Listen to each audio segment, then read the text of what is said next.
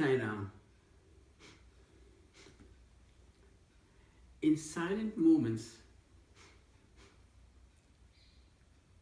the mind becomes contemplative, starts thinking about life, about yourself.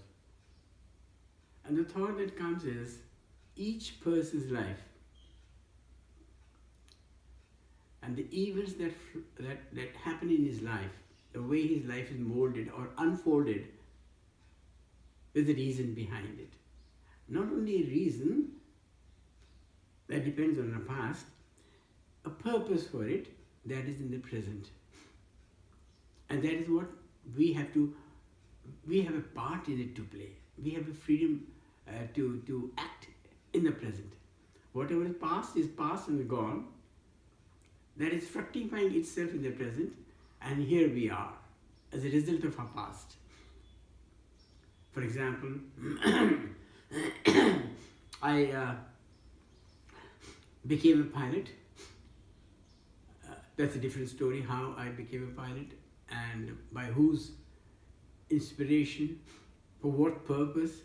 But I became a pilot. I was trained in Jaipur, Rajasthan Flying Club.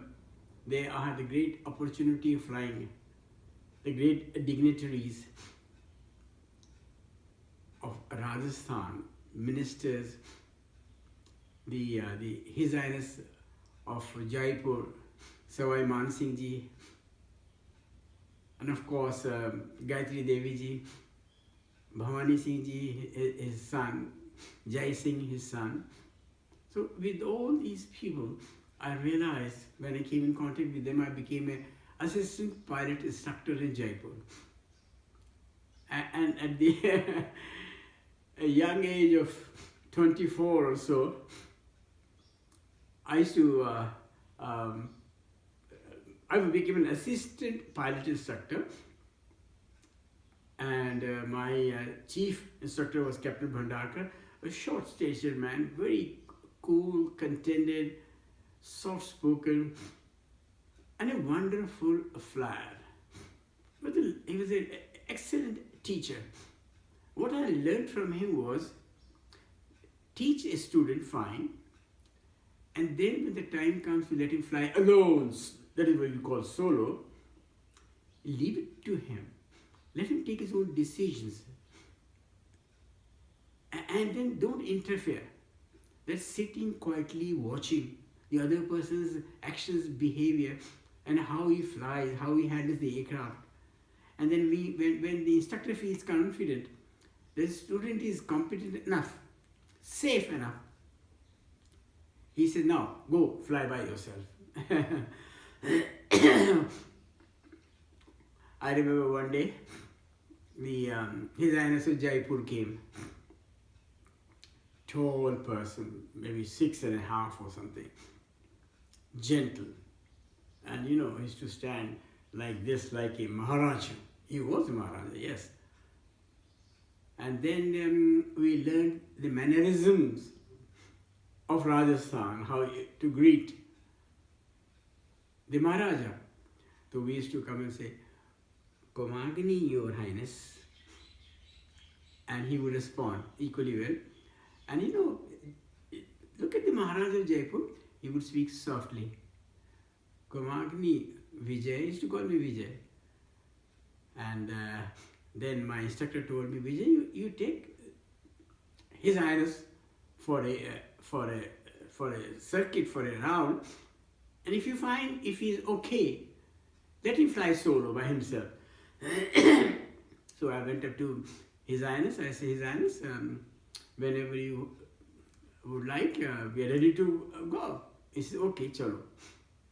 Started the engine, small Piper super cruiser aircraft.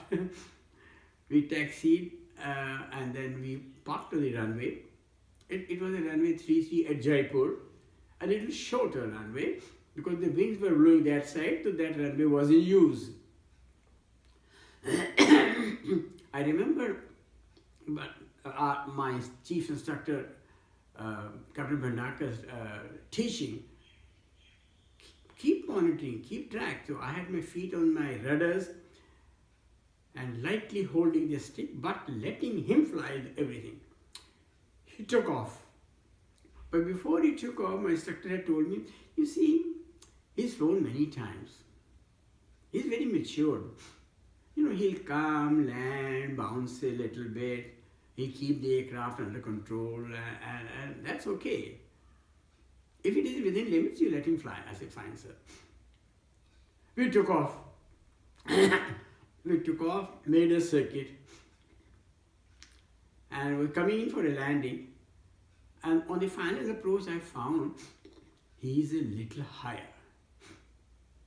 But knowing my instructor, I also decided to let him make his own decision whether he wants to go in for a landing or he wants to go around again.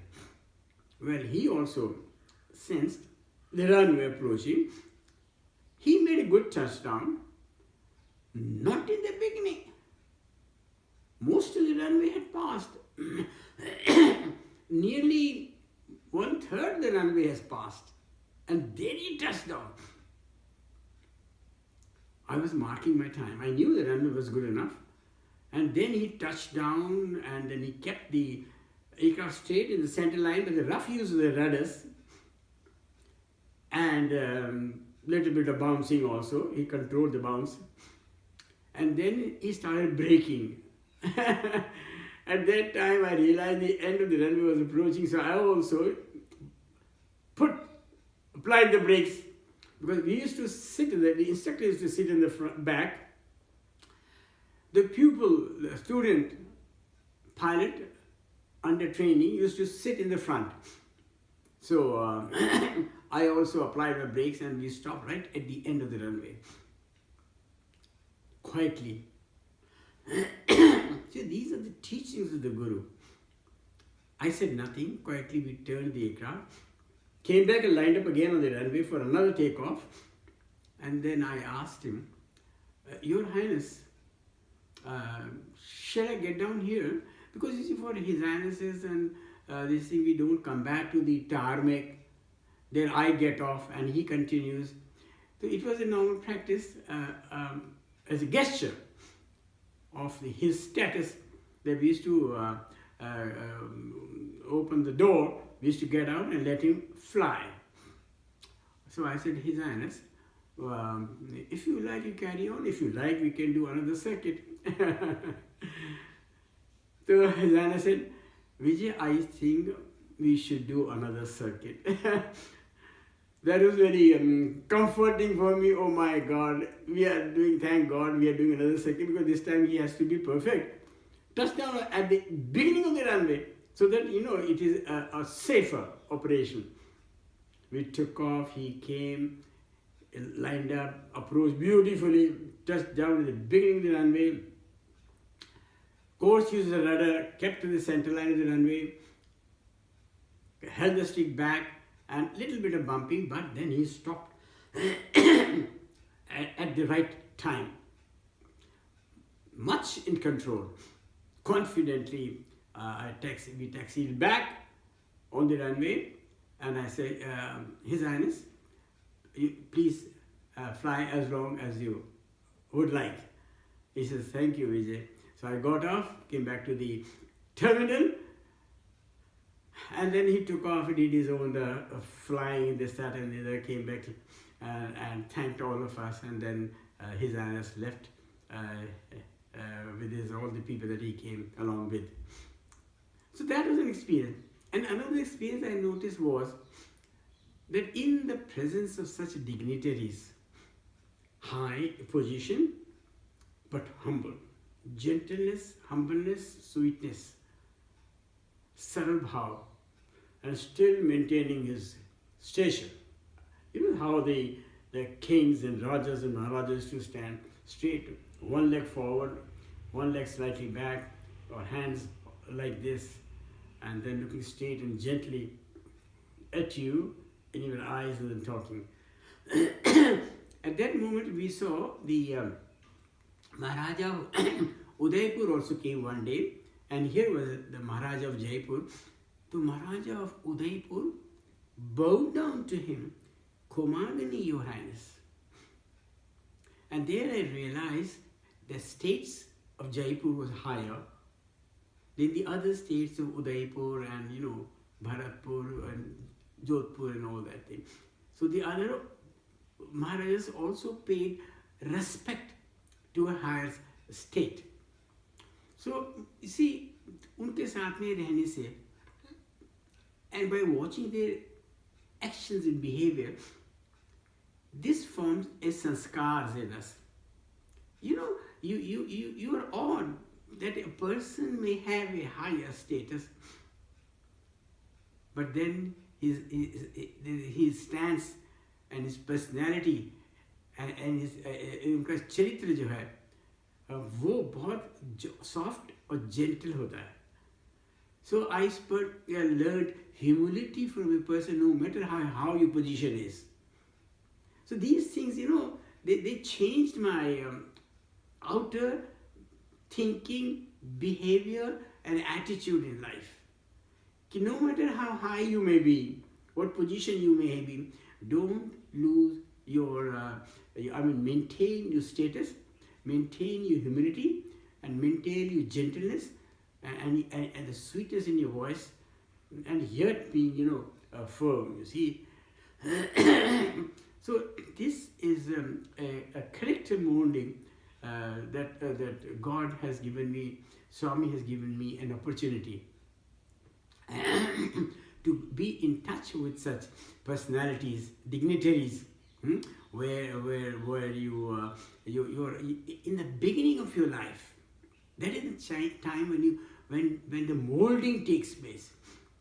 When a person is growing up in life slowly, and then these things happen, they impact you, and they become your sanskars, and later on they come in handy, because all the time you are always careful and how I should act and behave in front of the other people. So with this attitude and behavior which molded my life, I was very grateful that I became instructor.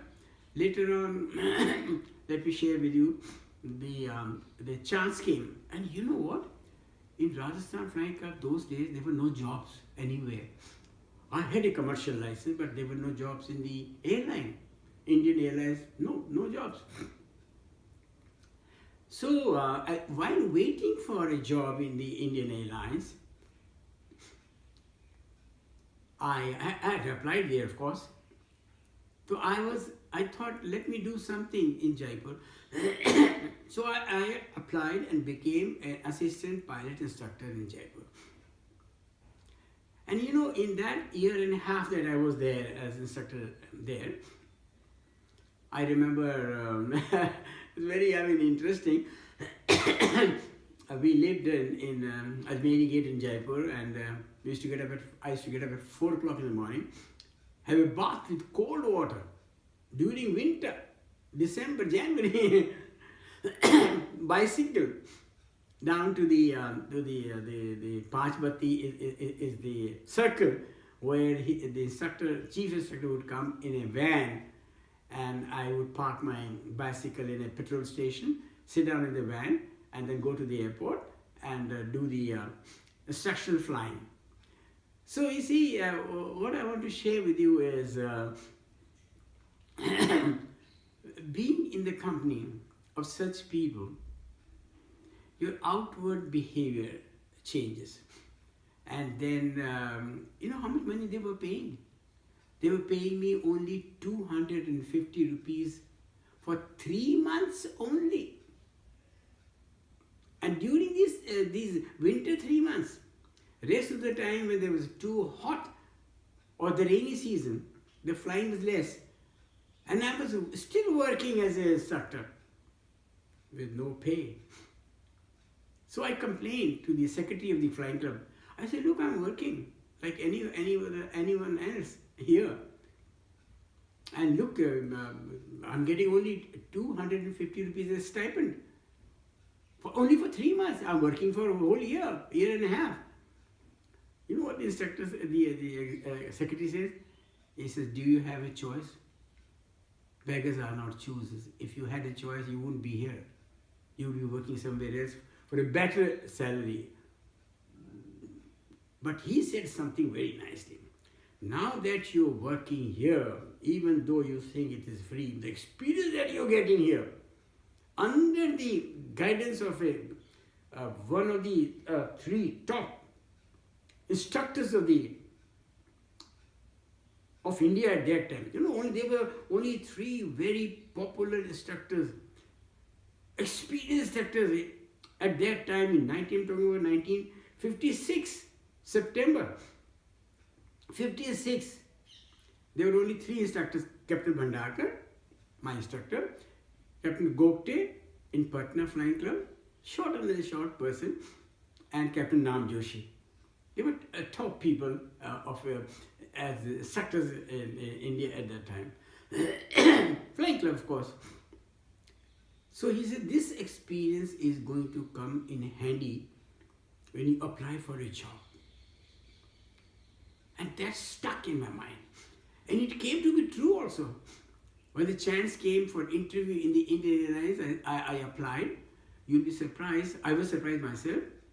There were about 2,000 applicants for the job in the Indian Airlines.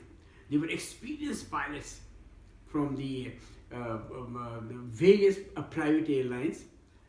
And those experienced pilots had command experience on the Dakota aircraft, whereas I had only the basic aircraft. Piper, Super Cruiser, Cessna, Bonanza, these kind of planes I had. But then, I don't know, for God's grace, the interview went well, the written test went well, and I was selected as number one on the merit list. That was a great consolation, surprise, and I remember the word of that secretary in Jaipur: this experience will come in handy for you. It did come handy. So your effort, my money doesn't matter, piling experience in life, grooming you, certainly pays you. And here I found the benefit of it. I got selected since merit was number one. I got posting in Delhi. So according to the grading, they selected about 10 pilots. According to the grading, they used to give you postings in Delhi, your first preference, like that, in other bases as well. When I became a pilot, and then many things happened, which I'll cut short and tell you, that there must be a reason for me to become a pilot. And the reason started unfolding itself when I had the great opportunity to fly the great saints and sages of India. I had the opportunity to fly Swami Chinmanaji, Swami Dayanandji, and then later on Murari Bapu and Ramesh Bhai Ojha, and many other saints and sages. When these saints and sages used to fly, I used to go down, do namaskar to them and pray to them, please Swamiji, please come and bless the cockpit. I'll share one more occasion with you. One day I was flying Swami Chinmanaji. So I went back, I said, Swamiji, pranam kiya unko, vi charan sparsh kiya. And he says, please bless the cockpit.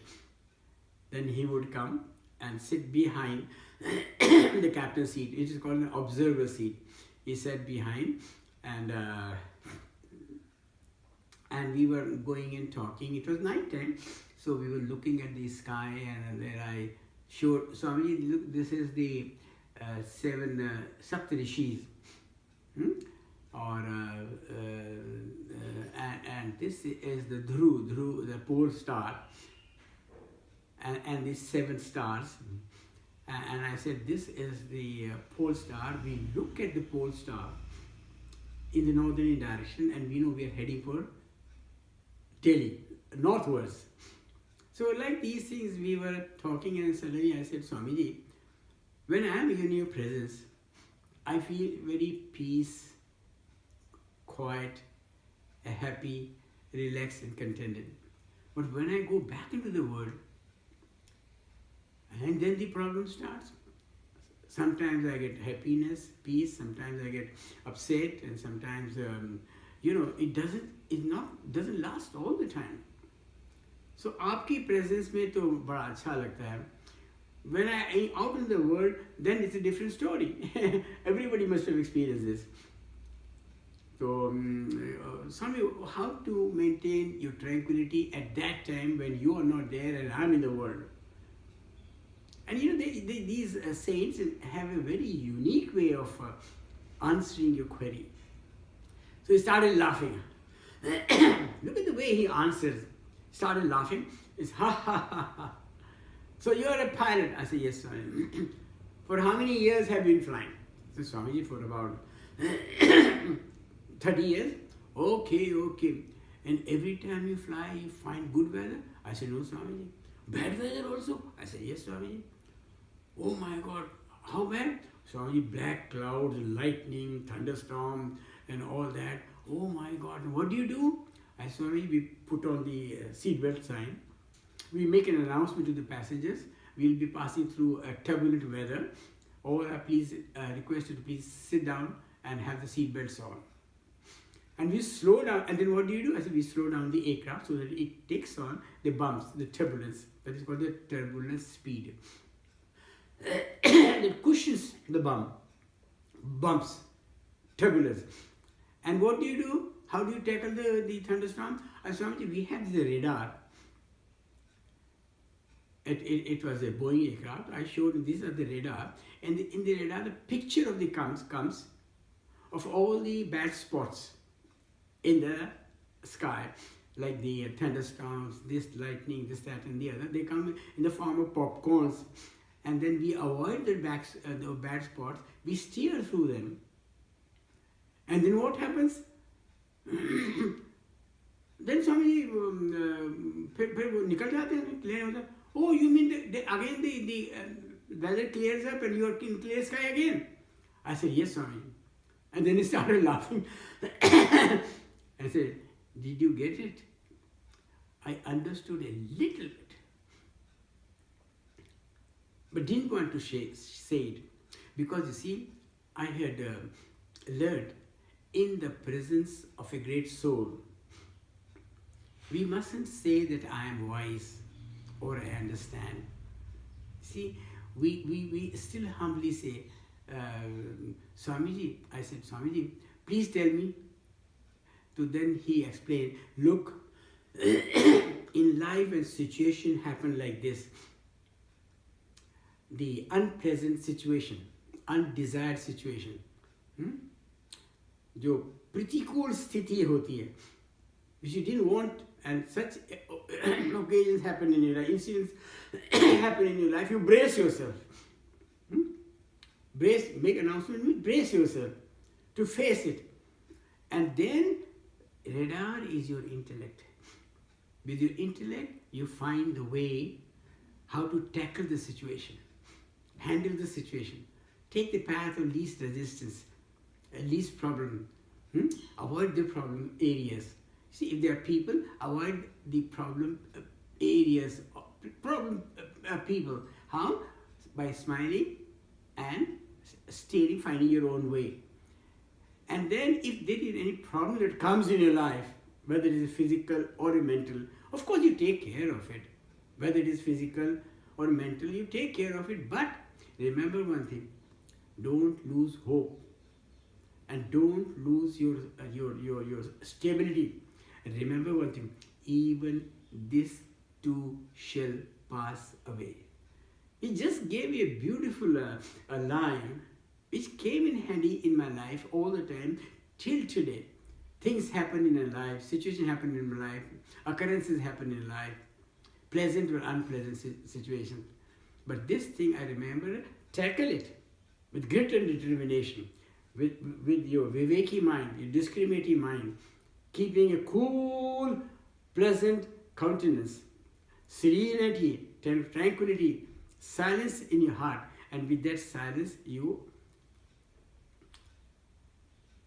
tackle the situation. Then I learned two things. If there is a problem,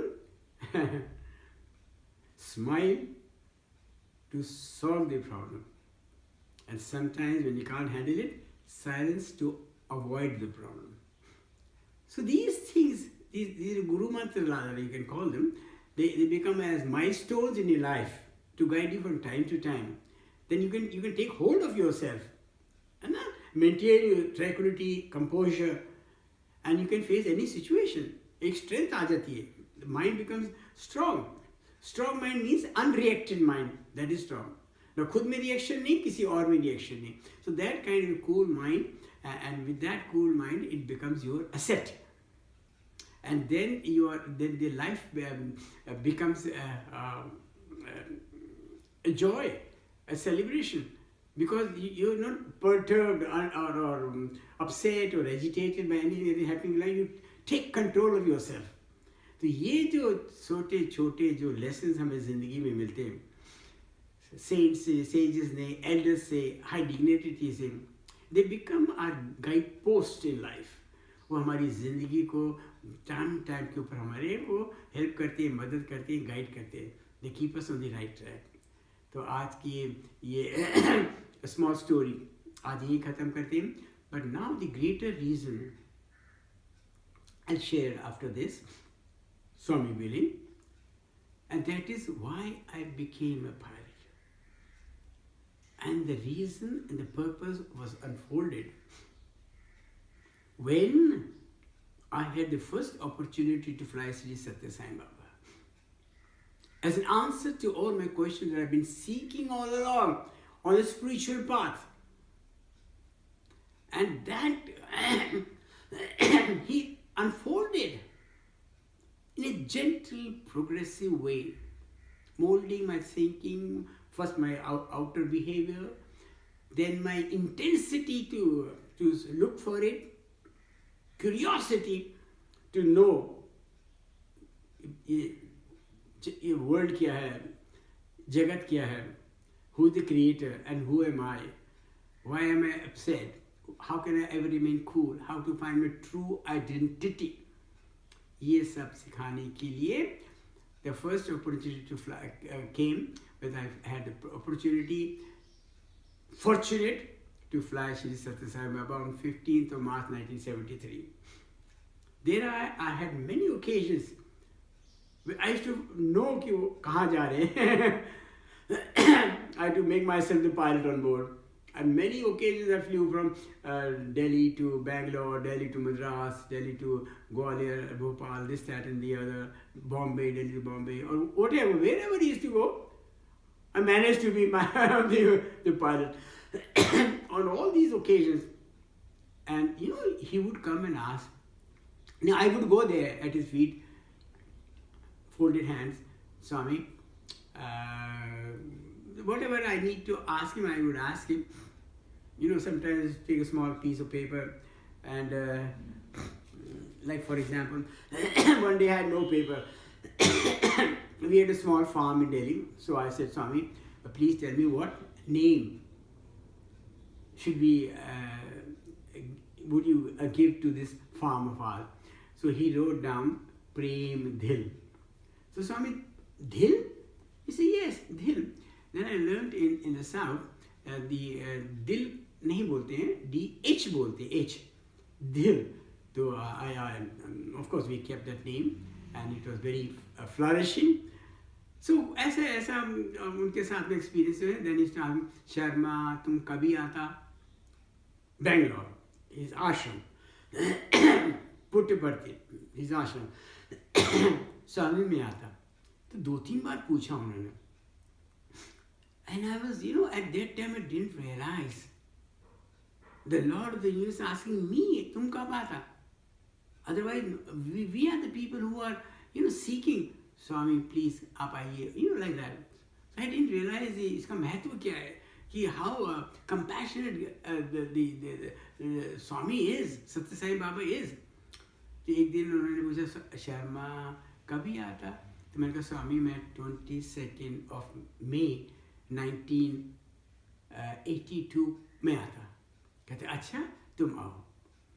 And he called me, and then I came home, shared this beautiful conversation with Swami, with my children, my wife and 3 children, and then we were intensely happy. So I said, okay, let's make a program to go and visit Whitefield in Bangalore, and then on to Puttaparthi. And that divine thought, as it came to me, it's a wonderful story, how it happened, how the Lord arranges everything. When He calls, He arranges everything. That is His infinite grace. हम अपना काम करते हैं तो हम programme बनाते हैं, हम कोशिश करते हैं, सब कुछ करते हैं, करना पड़ता है। जब वो प्रोग्राम बनाते हैं परमात्मा, है ना, अपने बुलाने के लिए, for a certain purpose, that He wants to give a certain wisdom, knowledge, unfold certain questions that have been roaming around in me about what is love and peace and what is mother's love. Then I learned the meaning of Sai Baba. Sai means divine mother and divine father. What is the love of a divine mother? उनके साथ में कैसा लगता है, कैसा वो करते हैं, इसका अनुभव I'll share with you in our next episode. So for now, जय साई राम, जय साई राम, जय साई राम.